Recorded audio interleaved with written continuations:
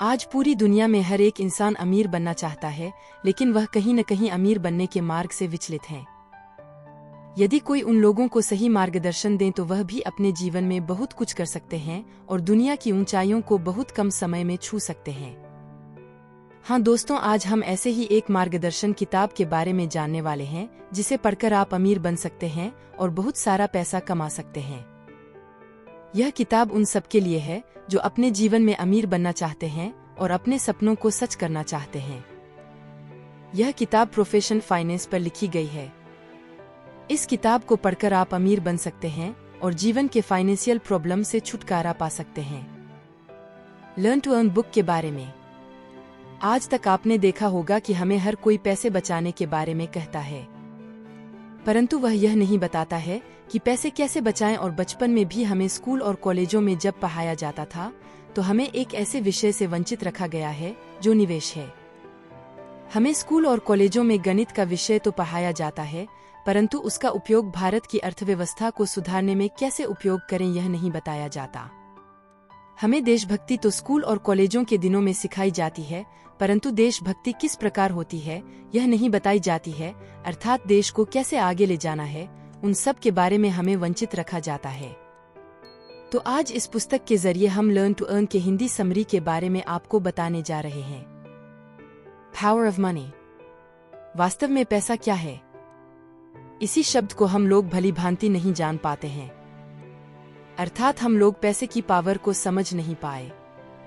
यदि हमें 1000 रुपये खर्च करना होता है तो हम उस सामान को 1000 रुपये में खरीद लेते हैं और न भविष्य के बारे में सोचते हैं। लेकिन जो निवेशक होते हैं वह 1000 रुपये खर्च करने के कई कारण सोचते हैं, अर्थात वे लाभ हानि के बारे में सोचते हैं। चलिए देखते हैं कि जो निवेशक होते हैं वे अपने पैसों को कैसे खर्च करते हैं। बड़े निवेशकों में से एक पीटर लिंच के बारे में यदि कहे तो वह 1000 रुपये को कुछ ऐसे खर्च करेंगे जिससे कि भविष्य में उनको लाभ हो। अर्थात वे जब किसी सामान को खरीदते हैं तो उस समय पैसे के बारे में सोचते हैं। अर्थात उनका सोचना होता है कि यदि हम इस 1000 रुपये पर 29% न लेकर 24% की दर प्राप्त करें तो लगभग 20 साल बाद यह 10 गुना हो जाएगा और मैं यहाँ पर 1000 रुपये नहीं खर्च कर रहा, परंतु मैं यहाँ पर 1.25 लाख रुपया खर्च कर रहा हूँ। अर्थात उनका सोचना होता है कि यहाँ पर 1000 रुपये खर्च करने से अच्छा है निवेश में लगा दे, जिससे कि हमें भविष्य में लाभ भी अर्जित हो। यदि आप पैसा खर्च करते हैं तो खर्च को निवेश में लगाएं, जिससे कि कुछ सालों के बाद आपको अच्छा % मिल जाए। तभी आप पैसे की असली पावर को समझ पाएंगे और इससे बिल्कुल फर्क नहीं पड़ता कि आप कितना इन्वेस्ट करते हैं, आपकी इनकम कितनी है। यदि आप इन्वेस्ट करते हैं तभी आप पैसों की असली ताकत को समझ पाएंगे। यदि आप आज एक अच्छा % इन्वेस्ट करते हैं तो आपको लगभग 25 सालों में एक अच्छी मोटी रकम प्राप्त होगी।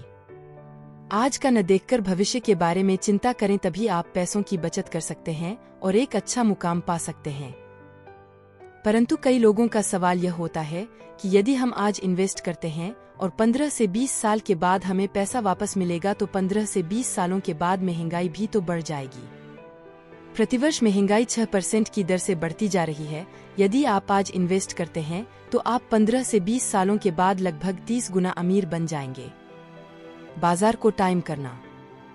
निवेशकों का इन्वेस्ट करना कुछ ऐसा होता है, अर्थात वह कुछ अलग सोचकर इन्वेस्ट करते हैं और मार्केट को समझकर इन्वेस्ट करते हैं। जैसे वे 100 का शेयर खरीदते हैं और 200 में बेच देते हैं।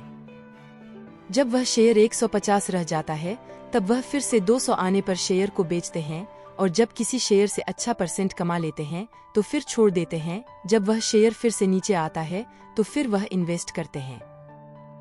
यदि आप ऐसा करना चाहते तो आप भी कर सकते हैं, परंतु इसमें 1 या 2 बार असफलता भी प्राप्त हो सकती है। सफलता हासिल होने के बाद शेयर को छोड़ना मत, तभी आप मार्केट को समझ पाएंगे और एक अच्छे निवेशक बन पाएंगे। इसी तरह बड़े निवेशक इन्वेस्ट करके अच्छा पैसा हासिल करते हैं। इसी को मार्केट साइकिल कहा जाता है। लेकिन यहाँ पर पीटर लिंच ने बताया कि दुनिया का बड़े से बड़ा निवेशक आज तक मार्केट को टाइम नहीं कर पाया है, जिसमें सफलता के बहुत कम चांस होते हैं। तो इसको करना ही क्यों, इससे बच कर रहा जाए। इसको एक उदाहरण से समझते हैं। जैसे यदि आपके पास कोई 100 रुपये का शेयर है और उसे 150 तक रखा और जैसे ही शेयर को 150 का हुआ आपने उसे बेच दिया। यह सोचकर कि जब वह फिर से 120 या 130 में आएगा तो मैं फिर से खरीद लूंगा। लेकिन शेयर 150 से बढ़कर यदि 1000 हो जाए तो आपने 10 गुना कमाने का मौका छोड़ दिया। आपने 10 रुपए 20 रुपए के चक्कर में इतने बड़े अवसर को छोड़ दिया।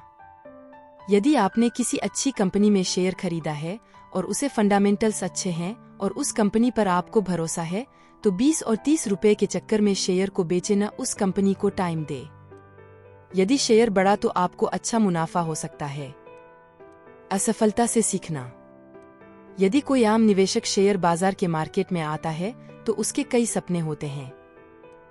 वह शेयर मार्केट में इन्वेस्ट करने से पहले ही अमीर बनना चाहता है। उसे लगता है कि उससे कोई गलत शेयर न खरीदा जाए और वह जिस कंपनी में इन्वेस्ट करें उसका शेयर हमेशा ऊपर ही उठे। वह कभी नुकसान का पात्र न बने। ऐसे में युवक कई जगहों से सलाह लेकर इन्वेस्ट करता है, लेकिन शेयर मार्केट एक ऐसा मार्केट है, यदि आपको लाभ होगा तो हानि होना निश्चित है और हानि होगी तो लाभ होना भी निश्चित है। ऐसा कोई भी व्यक्ति इस बाजार में नहीं है जिसको कभी न कभी नुकसान न हुआ हो। कई बड़े निवेशक हैं जिन्होंने कई बार असफलता का सामना किया। ऐसा नहीं है कि 10 से 15% ही निवेशक असफल रहे हैं। कई निवेशक इस क्षेत्र में असफल रहे हैं जो काफी बुरे शेयर को खरीदे हैं, लेकिन उनके अनुसार जो अच्छे शेयर होते हैं उनको काफी समय तक होल्ड करके रख देते हैं, अर्थात उनसे आने वाला पैसा अच्छा हो और काफी समय के लिए उसको इन्वेस्ट करके रखते हैं। जैसे यदि आपने 100 रुपए का शेयर खरीदा और वह बढ़कर 1000 रुपए हो जाए तो शेयर 10 गुना बढ़ गया है। अर्थात यदि आपने बाकी 9 शेयर को इन्वेस्ट किया और वह 0 हो जाए तो न आपको हानि हुई और न ही लाभ, अर्थात एक शेयर ने आपकी सारी इन्वेस्ट राशि की भरपाई कर दी।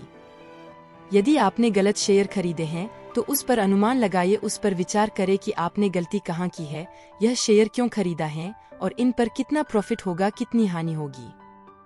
यह सोचकर आप उन पर विचार करिए और एक नए शेयर खरीदने के बारे में सोचिए, परंतु इस शेयर में आपने जहां जहां गलती की है उस पर सुधार करिए। अर्थात आपने कहाँ कहाँ गलती की है, तभी आप मार्केट को समझ पाएंगे। यदि आपने शेयर खरीदने में गलती की है, किस कारण से कंपनी फ्लॉप हुई, इन सभी के समाधान को ढूंढकर आप शेयर को खरीदे। इस तरह से आप अपनी गलतियों को धीरे धीरे कम करते जाएंगे और एक दिन एक अच्छे निवेशक के रूप में उभरेंगे। यदि आपको अच्छा स्टॉक मिल गया, अर्थात आपने 10 स्टॉक खरीद ली जिनका शेयर 100 गुना हो गया, तो आप सोच नहीं सकते कि आप कितना ज्यादा पैसा कमा सकते हैं। शेयर का दाम आपकी मुख्य प्राथमिकता नहीं। मान लीजिए यदि आपसे यह कहा जाए कि आप यह 10,000 का मोबाइल फोन लेंगे, तो आप तुरंत कहेंगे कि मैं ऐसे कैसे ले लूं, बिना उस मोबाइल के बारे में जाने उसके बारे में कुछ तो बताइए। जैसे कि मोबाइल का मॉडल न क्या है, रैम कितनी है, उसकी स्क्रीन कितनी है, उसकी बैटरी कैसी है, उसका कैमरा कितने मेगापिक्सल का है। जब हम हर सामान को अच्छे से जांच करके अच्छी जानकारी करने के बाद खरीदते हैं, तो ऐसा शेयर के साथ क्यों नहीं करते? क्यों शेयर खरीदने से पहले हम सबसे पहले पूछते हैं कि भाव कैसा चल रहा है, उसके मार्केट को क्यों नहीं समझते हैं? अर्थात हम क्यों नहीं जानना चाहते हैं कि कंपनी कैसी है, कंपनी कितनी मजबूत है या कमजोर है, कंपनी का मार्केट में कैसा एक्सपीरियंस है, उस कंपनी का मैनेजमेंट कैसा है, उसकी फ्यूचर प्लान क्या है, इत्यादि। हम सबसे पहले भाव के बारे में क्यों जानना चाहते हैं? इन चीजों को क्यों हम अनदेखा कर देते हैं? यदि आप इसके बाद किसी भी शेयर को खरीदते हैं तो सबसे पहले उस कंपनी के बारे में पढ़ें, उस कंपनी को अच्छे से समझे, उस कंपनी की सारी क्वालिटी को जाने, उसके बाद ही शेयर को खरीदे। तभी आप इस क्षेत्र में अच्छा पैसा कमा सकते हैं और करोड़पति बन सकते हैं। जल्दी शुरुआत करें। सबसे महत्वपूर्ण बात यह है कि आप इसे जितना जल्दी हो सके शुरू करिए। परंतु आज के युवा यह कहते हैं कि अभी तो हम बहुत कम पैसे बचा पाते हैं, अर्थात महीने का 500 से 1000 रुपए ही बचा पाते हैं। हम इसमें निवेश कैसे कर सकते हैं?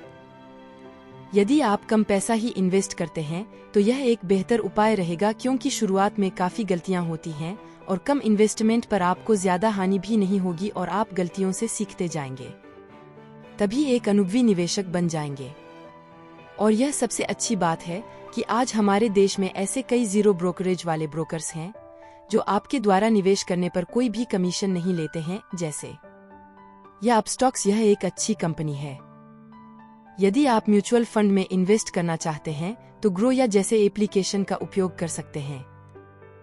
यह 0 कमीशन पर आपको फंड खरीदने की परमिशन देते हैं, इसलिए आप जितना जल्दी हो सके शेयर मार्केट की दुनिया में उतरे और शेयर खरीदकर इन्वेस्ट करिए।